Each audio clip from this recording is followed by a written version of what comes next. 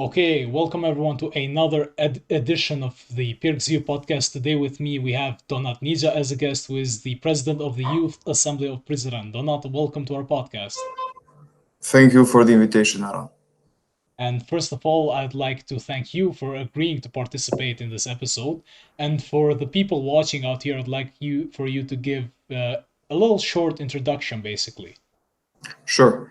So I am Donat Nizia. I am the president of the Youth Assembly of Prizren since January of 2020.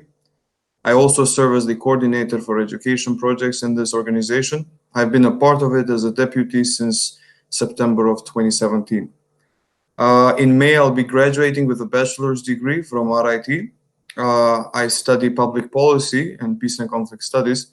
So, all my 4 years of education, I've really understood that in the future I'll be dealing with policies, whether it is education policies, youth policies, cultural policies, etc. I do volunteer work a lot, and I also work as a teacher. I've had the opportunity to work as a teacher. You've taught in I've my class as well. Yes, I was for a while in Jambuzuku. At the beginning, for me, it was an experience I didn't really like because you have 2 years difference with the people there, the students. My way of teaching was not as good because you always reflect after a time. Therefore, I think now it is a learning experience for me. And I think every person, no matter what experience you have, you should always see one of your experiences as a learning experience because everything, makes you the person that you will be in the future. Mhm.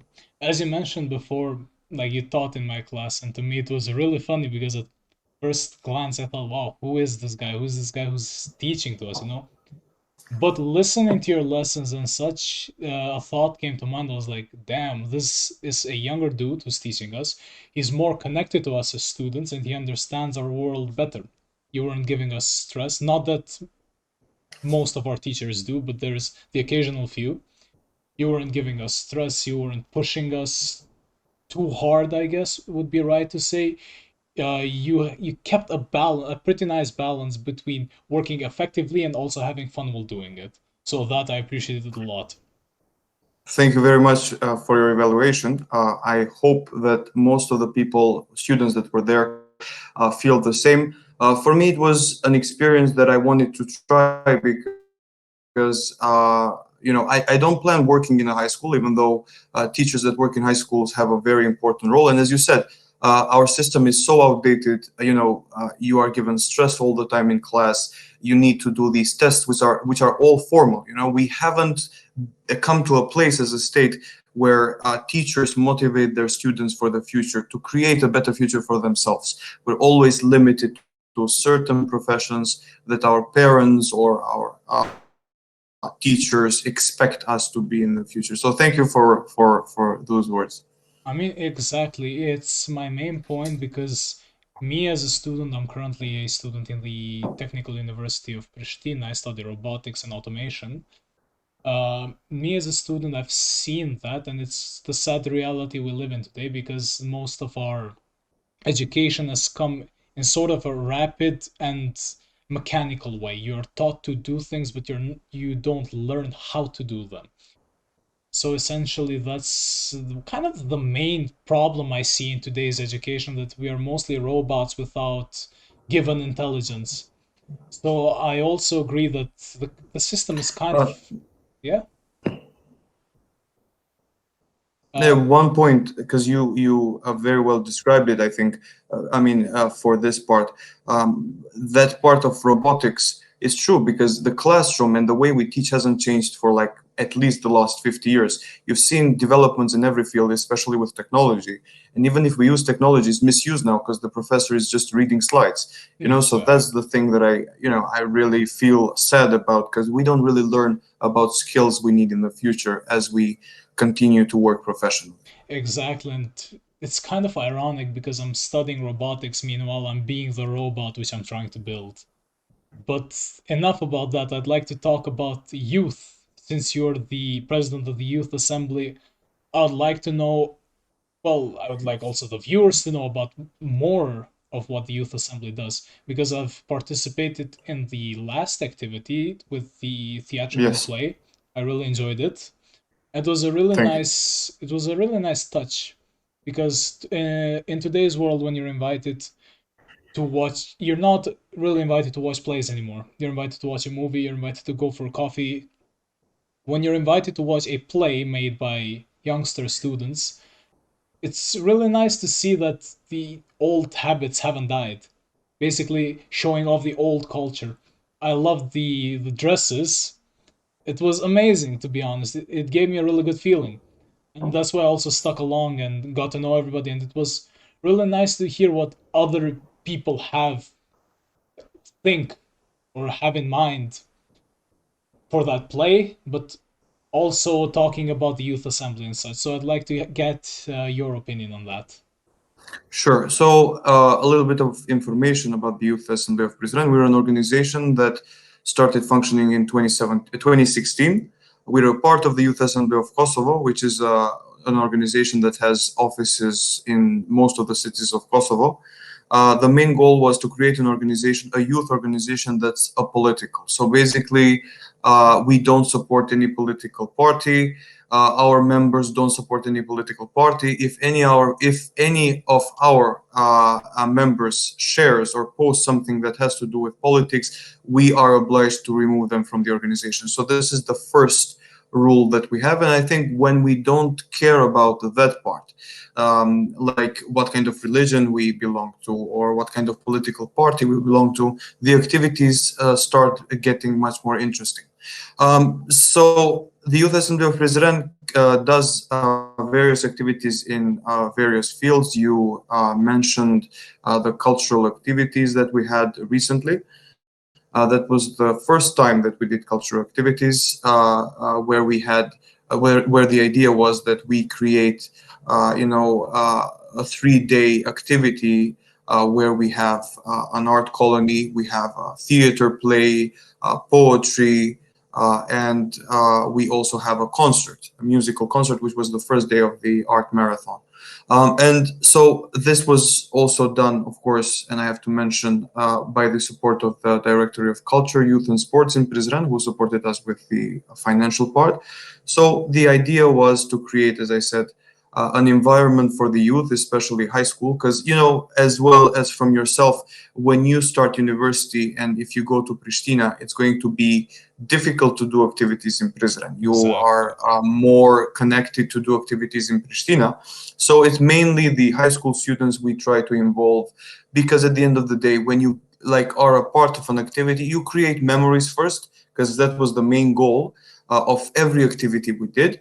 And after that, you also do something for your community. You play a part, or you also do activities with organizations. Now, despite of cultural activities, we also do education activities, which I would like to extend on, since that was the main goal of our organization until now, and we continue to do that. We have one project with the Down Syndrome Center here in Prizren, where every day of the week, despite of Wednesday, we have our volunteers who go there, who teach extra classes for the adults and the youngsters of the Down Syndrome Center. Despite of that, we have a project with the Center for Women and Children, where the women that were domestically abused live, and we also provide trainings for these women. So, despite of culture, we have education as well, but of course, it's mainly informal education. Formal education is involved only in one project where we teach for high school students supplementary classes, where you have to, of course, use the curriculum of the Ministry of Education. Mhm. So, Um, yeah, yes, I'm yeah. sorry. No, these were the main activities. Mhm. Other than that, we have activities also in other fields such as environment, whatever a member of our organization wants. We give 100% of our support to make their ideas happen and to organize these Mhm. ideas. I heard you mentioning formal and informal education. Today we live in a country, I'd like to say, that does not value informal education as much as they do the formal one. because as kids we're taught to go to school, be a straight A or straight 5 student because we have numbers instead of letters as grades. Yes. Finish college, get a master's degree, start working a job. I'd like to focus on the importance of both formal education and informal education because I've been seeing youngsters such as myself or even younger generations than me valuing it. I wouldn't say more, even though it wouldn't be a bad thing, because experiences define a person. You, as you said, I think you said this before we started the podcast. Every experience shapes us as to what we are today. So essentially, I've had many informal education experiences that have shaped me, maybe even more than the formal ones. So I'd like to hear your opinion on the importance of both formal and informal education, and how our youngsters are viewing both of these things. Sure. I think not only in Kosovo, but everywhere in the world, even though Kosovo is still, as I said, always behind with developments, there is always this idea that you have to finish formal education. You have to have a degree in order to get a job. Now, you have many examples of successful people, especially in business, IT, technology, all of these fields that have finished no formal education despite of high school, which comes to show that if you are passionate about your field, formal education is not necessary. However, I believe that everyone that graduates from high school should do something more than high school. What do I mean by that? You don't need a degree from a university in order to pursue your dreams. Let's say you want to be a barber or you want to work as a waiter.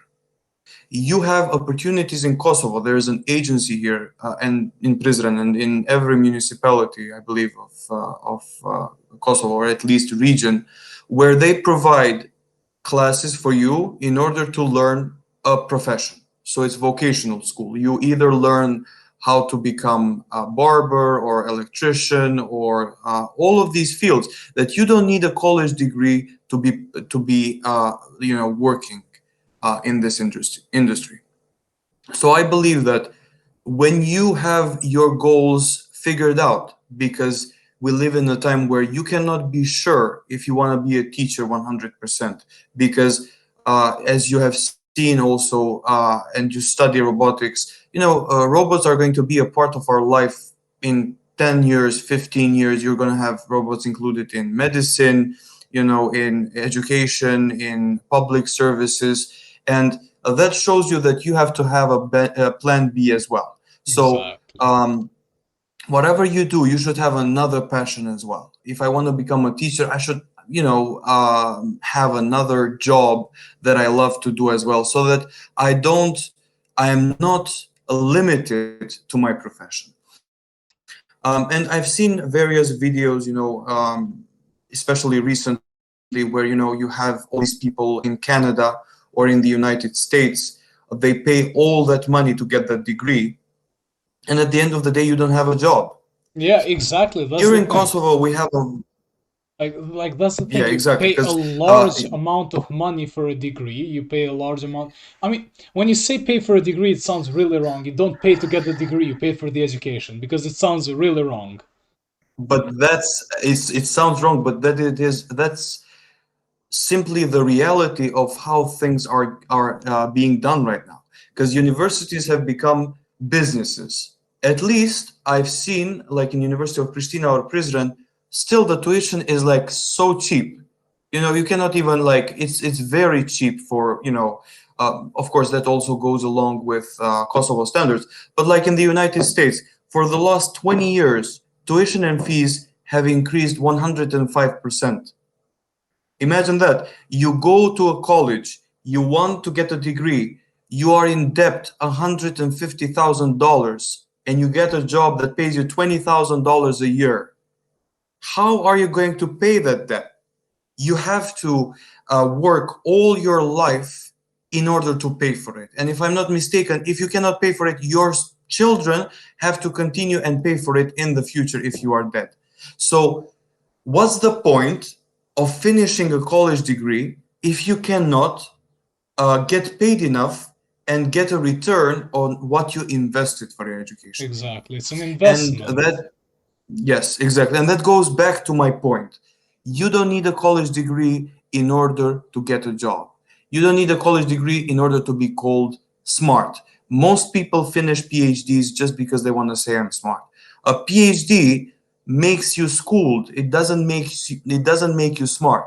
Because you finish a PhD, you get a job, that's it. But again, you're not the smartest person alive. You are not there to brag about your PhD. And I'm sure it happened to you in your university as well, and it happened to me during my studies as well. A lot. People brag about their PhD. They put the name, doctor something something, and Professor, doctor. exactly. And sometimes it's just you think about it and you say, did this guy or this individual, let's say, finish their school only to brag about it when they start teaching, or did they really finish it because of the cause that they had? Because a Exactly. PhD is original work. You have to write 200-page dissertation, which is an addition to science that we have today. So, as I said, to all people that are in high school, especially right now, when you're considering your plans, don't be pressured to go to college immediately. Many people in states such as Germany take a year off. They go travel the world, make experience, then they go to college. It's the same thing with master's degree. You have pressure here all the time, like, when are you going to your master's degree? What if I don't want a master's degree? For me especially, I need like a master's degree if I want to be a professor in college. But for someone that doesn't need a master's degree, why would you invest in a master's degree? So yeah, it's just become very business-like, as I said. And when you consider your options, you just have to think about it. Think about it in an economical aspect. Think about it in a professional aspect. Don't be doing a job for the rest of your life if you don't really like that job. You have opportunities all the time. You have certificates. You have online courses. If I want to learn about cybersecurity, I'm going to learn about it through an online course, and I'm going to get the basics of it. A college degree, as I said, is not that important. And then no one can tell you, you're not educated if you're a barber and you have the highest like certificate in your profession, because you have the highest education there can be for your certain profession.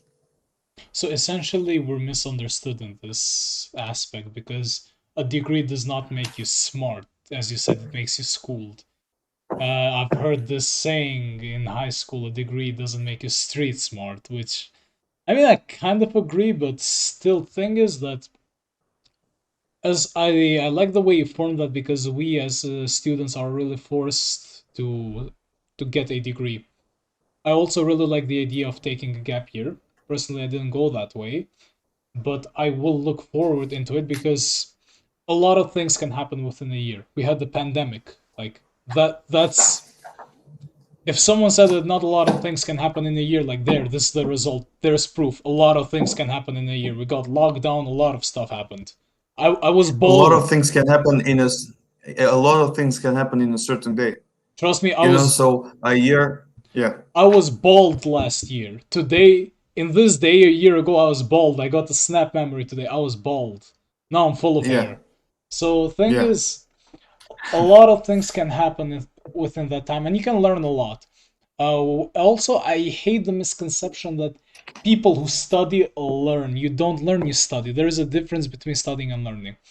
Studying is absolutely. when you have access to information and you absorb that information with the intention of proving something to someone, in this case, student to teacher. Learning, on the other hand, is gaining experience from all experiences. It could be either a book, it could be talking to a person, it could even be a song.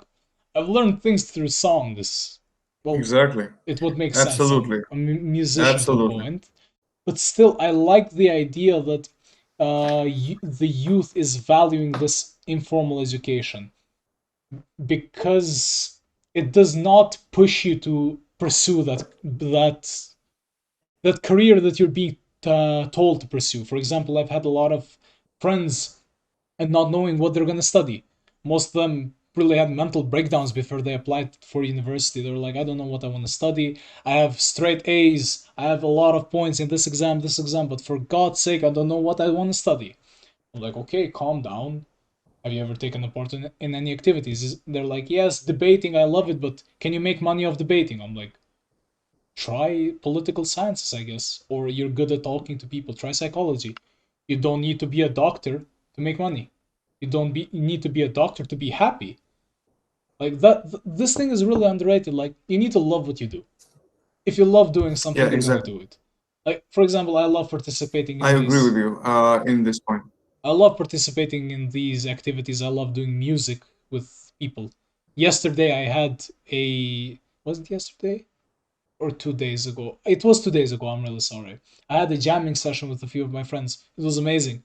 Like I am not studying music, but it's not preventing me from doing music essentially. If you get what I mean. Like you don't need a degree to have knowledge over something. For example, I'm a self-taught musician. Like I don't have a day of music school in my life. I learned that guitar like by myself and Yes. with friends. And that just proves points. If you want to do something, there are a million other ways to learn how to do it other than schools. Because like if you think about like say I pursued a music career, I studied music, maybe just by learning music theory and going through that mental process, I'd lose interest and just give up on one of my favorite hobbies. So it also has to Yes. do with the mental aspect of that, you know? Exactly. I have, just a few points to add to what you said, and I really agree with what you're saying. I think informal education is amazing, as you stated, because you have the opportunity to, first of all, meet with new people. You have the opportunity to see what their ideas are for a certain topic. You are not really there just because you have to take a test, you have to take an exam, you have to do the dissertation, or all of that stuff. So it makes you be more familiar with that topic. It makes you love that topic. It makes you meet new people. So yeah, I mean, whatever hobbies you have to pursue them and create opportunities for yourself to get educated, let's say, formally or informally, in order to just advance yourself as a person. And one more thing I want to say, because there is always this thing about people in general, where we are afraid of rejection. Rejection is not something to be ashamed of. If you get rejected from a university, if you get rejected from a job, you're always going to have another opportunity in the future. You got rejected that time, but that taught you something. I'm very sorry for people like, let's say, I never got rejected from a job. I had a professor of chemistry back in high school. He always used to say, I never got rejected from a job. I finished this, I finished that. And that to me is just something that showed his inability to cope with that. I can cope with rejection. I got fired when I was in the United States once. So I've learned all of this stuff that make me the person I am today. If I didn't get fired that day, it would be more difficult for me in the future. Trust me, I've gotten rejected a lot of times, and not just universities. Yeah, Yeah, exactly. Even in social aspects, I mean, you get rejected, like with friendships or with love or all of that stuff. But that should not be, something that you regret about, because rejection is the part of growing up as an individual. Pity those people that didn't get rejected at all in their life. You give 100% of yourself to whatever you do. If you get rejected, they don't know your value, the university, or the person, or whatever. So exactly. yeah. That's the thing. They don't know that your value, so but I mean, it's one of the point of rejection. I'd like to add that failure makes a person stronger. First of all, I mean, I wouldn't say failure. I'd say rejection, as you said, because I believe that a person truly fails when they stop pursuing what they want to do. That's failure to me. Rejection is not failure. My plan was to study a bachelor's degree outside of Kosovo last year. I couldn't do it. I mean, I'm not ashamed of it. I couldn't do it, but it hasn't prevented me from trying again. I'm having a lot But more success this year, for example. exactly, that taught you to keep pursuing what you want to do. Because one thing that one of my professors used to say, and she finished university later on in life. Like she started when she was 30. She never wanted to go to university, but later on she realized that she really needs to get a college degree. And she said, "Look, time passes by anyhow. It doesn't matter if you do it now or if you do it 2 years later. If you really want to do it, you will find time to do it." And there are people that, for example, take 7 years to finish a college degree and they're ashamed of it. You shouldn't be ashamed of it. You took longer. Sometimes it takes 5 years, sometimes it takes 7 years, sometimes it takes 4 years. It doesn't matter.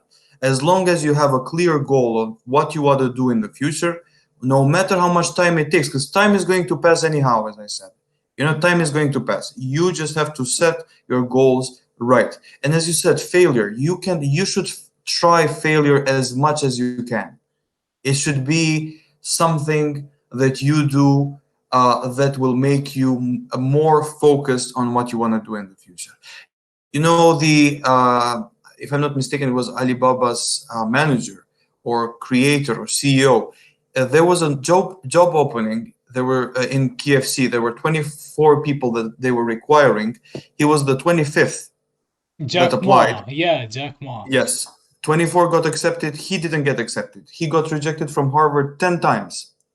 He still is where he is today because he got rejected all those times, because it made him a stronger person for the future. So I think rejection is just a part of life. You have to deal with it. You shouldn't be depressed. Of course, it takes some time to get over it, no matter what it is, whether it is friendship, relationship, because you really value those stuff, whether it is education or whatever. You just have to figure out a way that you will not feel down after a rejection and you will continue with your goal. That's the point. Exactly. While on the topic of rejection, you mentioned that you got fired once in the United States. You've been to the United Yes. States and you still haven't mentioned anything about the States. Okay. Yeah.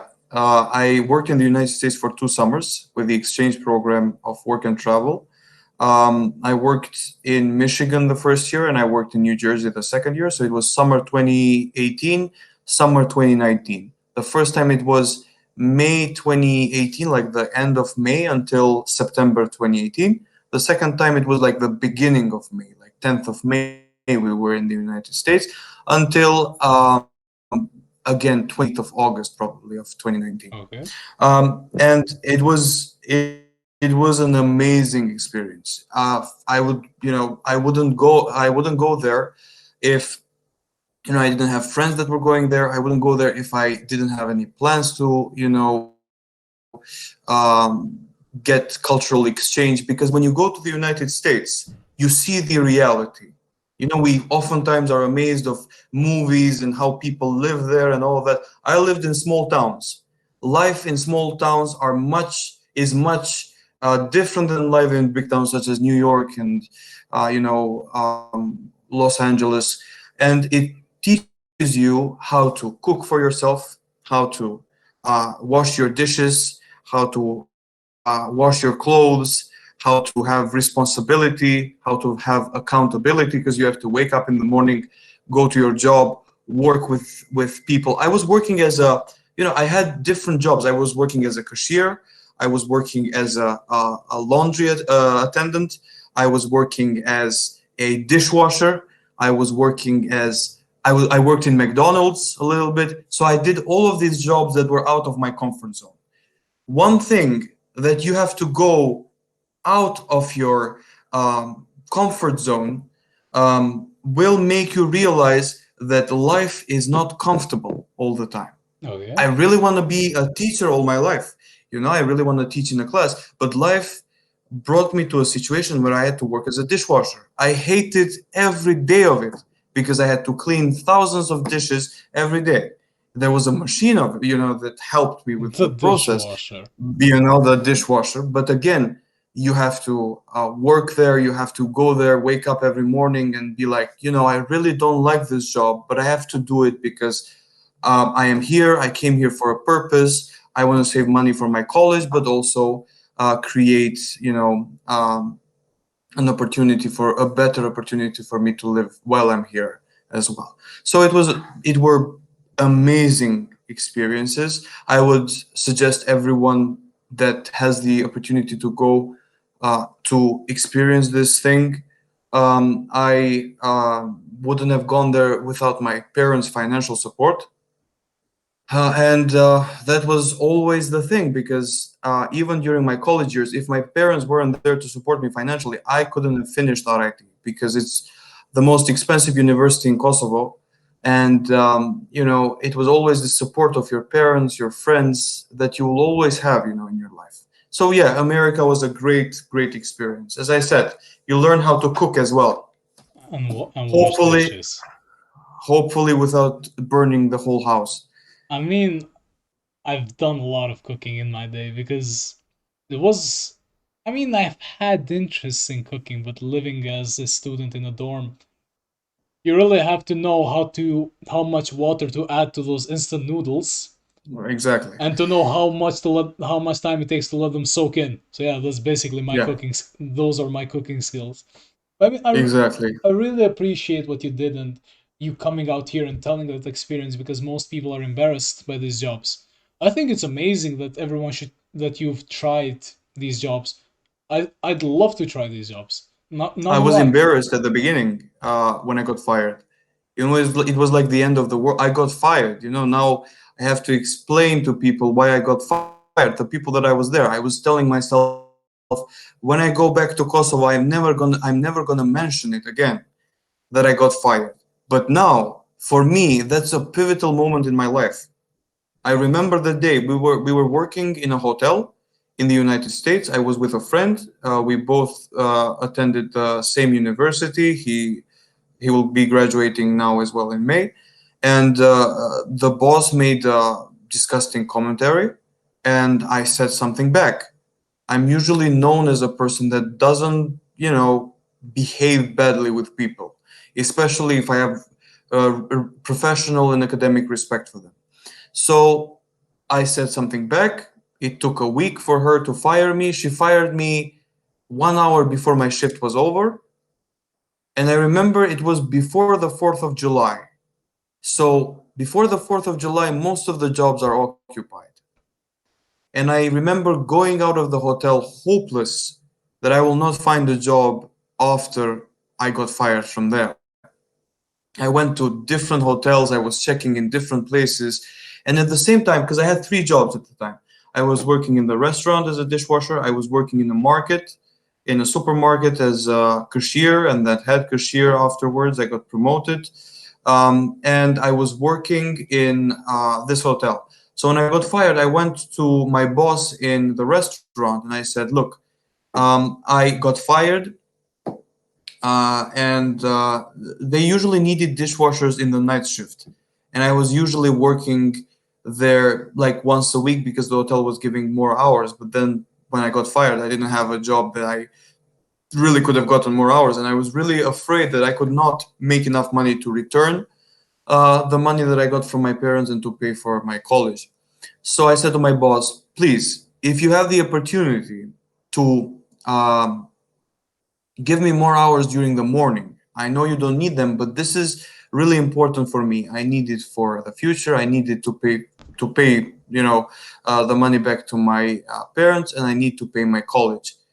And he said, okay, I'm gonna give you all these hours in the morning. So I remember the first week of 4th of July, he gave me hours in the morning for the whole week. And now when I think about it, Jeff, his name is Jeff. He was the chef of all of the hotels because it was a chain of hotels. He was one of the people that inspired me and helped me in one of the most difficult moments of my life because I was, I really felt desperate for a job. And I still to this day think about how good he behaved to me and how he gave me an opportunity. Now, one person closed the door, the other person gave me an opportunity. So that's the thing that I learned from this experience. I learned that I should, first of all, I shouldn't be ashamed if I get fired, and none of people that are listening, especially people that are listening to the podcast, should be embarrassed if they get fired, if they Okay. get rejected. And other than that, I learned that you have to really keep going. even in a difficult moment, you have to figure out what to do, not to be stressed, and there's always going to be a better opportunity. I enjoyed the job much better as a dishwasher. My boss was the most amazing boss ever. He gave me hours during the weeks, even though he didn't need it.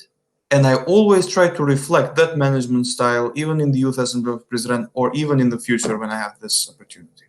I hope I didn't bore you too much with this Oh story, no, but trust me, it's I an wanted, amazing I story. wanted to share the story because it's something that taught me a lot, and it's something that I would love other people that are listening to the podcast to learn as well. Because as well, I'm younger than you.